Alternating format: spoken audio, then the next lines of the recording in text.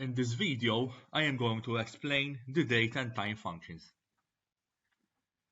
In order to get the current date, we can use the today function. So if we select the cell where we want to write the current date and write the formula equals today, and then we open and close brackets, when we press enter, current date is displayed. Please note that this means that whenever this Excel sheet is opened, the date is updated accordingly. So if today this is marking the 18th of March 2020, if the same file is opened tomorrow, it will mark the 19th of March 2020. Another function that gives us both the date and the time is the null function.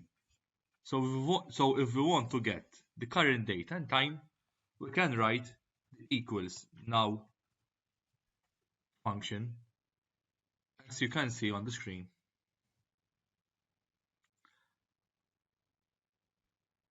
Five functions that complement these two functions are those used to extract particular data, for example, the day of the week, or the month, or the year, etc.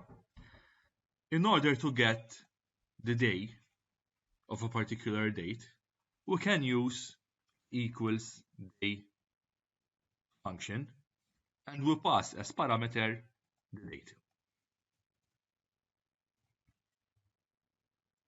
And this will return, as you can see, the day of the month.